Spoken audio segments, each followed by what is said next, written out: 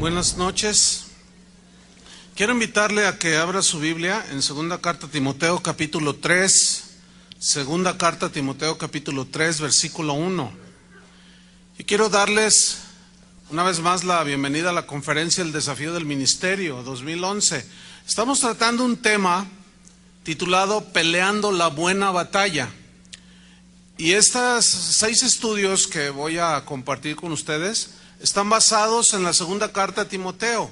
En la mañana hablamos del primer tema que se llamó Poder, Amor y Dominio Propio. El segundo tema hablamos sobre luchando legítimamente conforme a las reglas del ministerio. Y ahora vamos a hablar el tema número 3 de esta conferencia, que se llama Tiempos Peligrosos, y vamos a leer 2 Timoteo 3:1. Dice así: también, esta carta la escribió Pablo a Timoteo, un joven pastor, y le dice: también debes saber esto, que en los postreros días vendrán tiempos peligrosos, porque habrá hombres amadores de sí mismos, avaros, vanagloriosos, soberbios, blasfemos, desobedientes a los padres, ingratos, impíos, sin afecto natural, implacables, calumniadores, intemperantes, crueles, aborrecedores de lo bueno, traidores, impetuosos, infatuados, amadores de los deleites más que de Dios, que tendrán apariencia de piedad, pero negarán la eficacia de ella. A estos, le dijo Pablo a Timoteo, evítalos. Pablo animó el corazón de Timoteo para que no se acobardara y no se avergonzara de predicar el evangelio, que no le bajara ni diluyera las verdades del evangelio. Y le recuerda que Dios le había dado, y a todos los creyentes nos ha dado, poder para enfrentar la tribulación, la adversidad, amor para poder amar a los que son más difíciles y poder llevar adelante el rebaño de Dios, y dominio propio.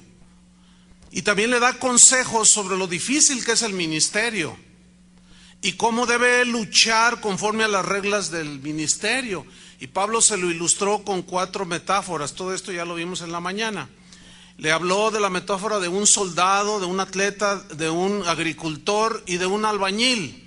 Ahora, en este capítulo 3, Pablo le advierte a Timoteo sobre los tiempos que vendrían sobre la iglesia. Y no eran tiempos muy buenos. Ya desde entonces se dejaba ver que iba a haber una confrontación con cierto tipo de hombres que iban a infiltrarse. Y estos tiempos peligrosos, Timoteo los tenía que enfrentar tarde o temprano. Y en el ministerio, tarde o temprano, nos encontramos con situaciones, con cierto tipo de hombres que Pablo los describe aquí y que causan aflicción. Causan controversia, causan tristeza, dolor, afectan al rebaño, etcétera, etcétera. Y aquí podemos ver que las aflicciones no paraban, seguían. Entonces Timoteo debía saber más sobre el asunto, y Pablo con claridad absoluta se lo explica.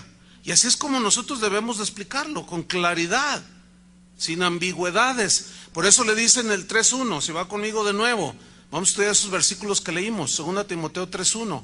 Le dice también, o sea, ese también significa además de lo que ya te dije antes, los otros 2 capítulos, también debes saber esto.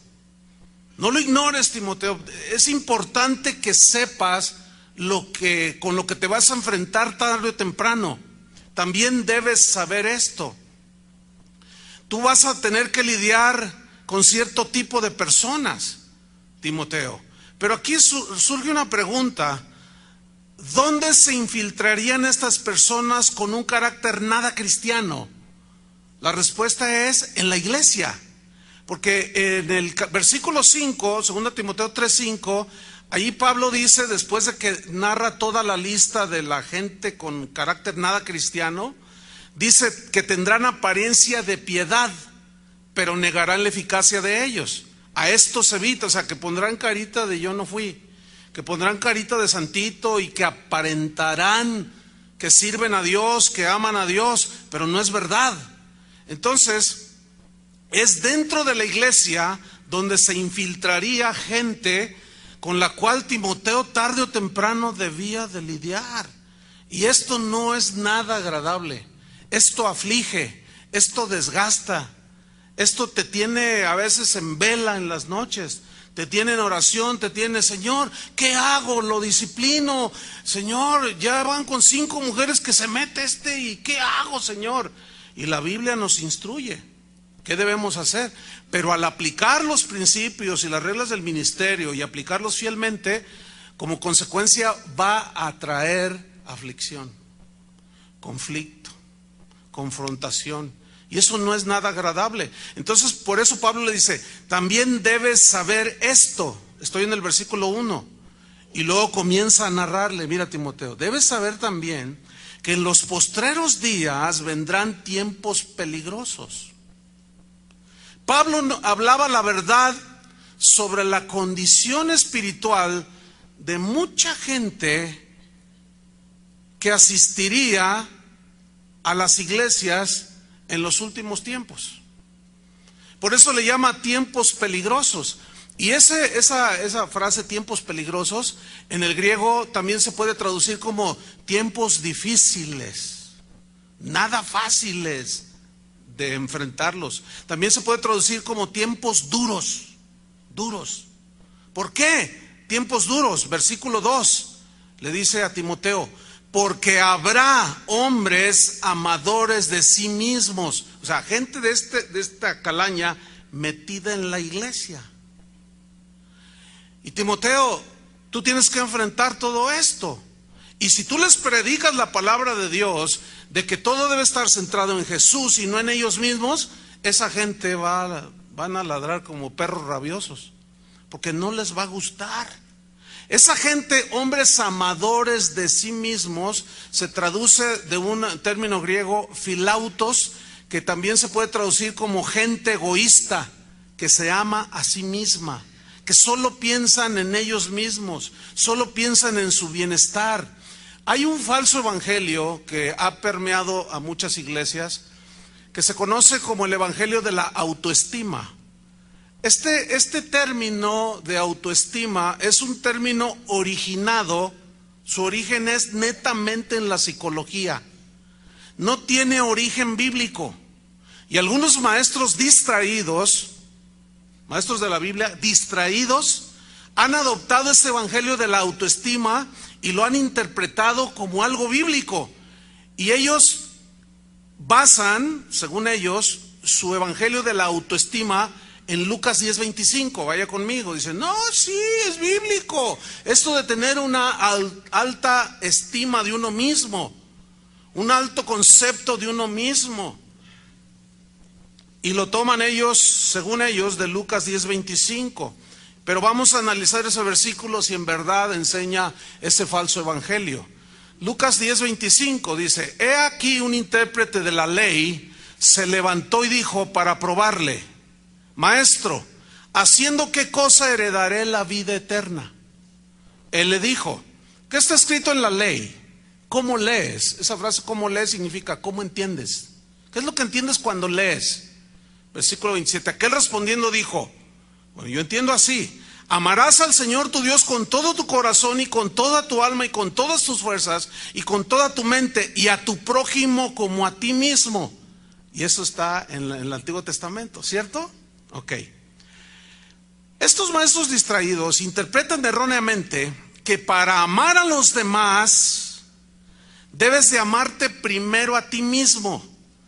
Y como consecuencia de amarte a ti mismo vas a tener una buena autoimagen y una alta autoestima. Pero vamos a observar bien lo que dice el texto. El texto dice, ama a tu prójimo como a ti mismo. Así dice, ¿no? Es decir, si nos fijamos, no dice así. No dice, primero ámate a ti mismo, ten una alta autoestima para que puedas amar a los demás. No.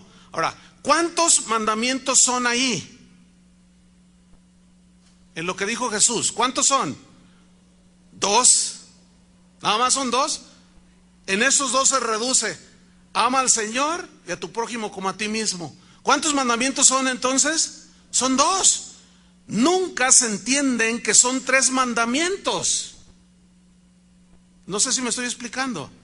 Por lo tanto, ese concepto de autoestima, que primero amate a ti, si ese es el problema del ser humano, el egoísmo, entonces es un concepto totalmente antibíblico. Por eso cuando dice, habrá hombres amadores de sí mismos, gente que nomás está pensando, que nomás van a la iglesia a ver qué le saca a Dios, o a ver qué le saca a los demás. Se quieren sentir bien, a gusto, todo, nada más ellos pensando en ellos mismos. Y eso se llama egoísmo, ¿sí? Y ese es un concepto totalmente reprobado por las Escrituras. No tiene nada que ver con el carácter cristiano. Entonces le dice Pablo a Timoteo: Timoteo, te vas a enfrentar con hombres egoístas, amadores de sí mismos. Pero no solo amadores de sí mismos, sino avaros. Sigo en el versículo 3, en el 2, más correcto. Avaros, ¿qué significa avaros? En el griego también tiene un significado que es amantes del dinero. O sea, a ver, gente metida en la iglesia que son amantes del dinero, sí, eso es lo que significa avaros. Ahora, todos necesitamos dinero, ¿sí o no?, para vivir. Pero hay una diferencia muy grande entre necesitar dinero y usarlo a amar el dinero.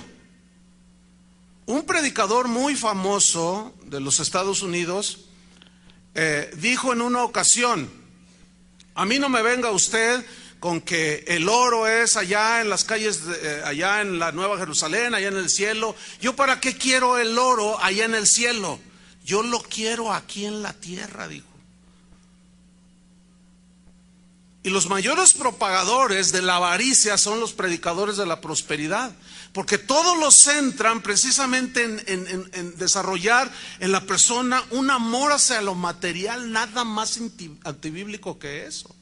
Entonces, ese tipo de gente está ya o no en la iglesia. Estamos llenos de gente amadora de sí misma, de avaros que aman el dinero, amantes del dinero. En la primera carta a Timoteo, en el capítulo 6, versículo 10, Pablo le dijo: mira, Timoteo, la raíz de todos los males, ¿qué es?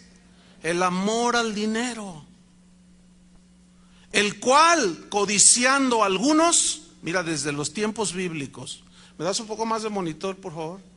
El cual, codiciando algunos, ¿qué hicieron? ¿Qué les sucedió por amar el dinero?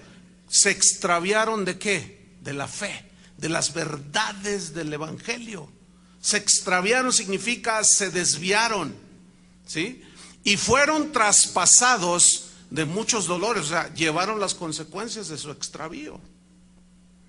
Entonces le dice: mira, Timoteo, los últimos tiempos son muy duros, muy difíciles.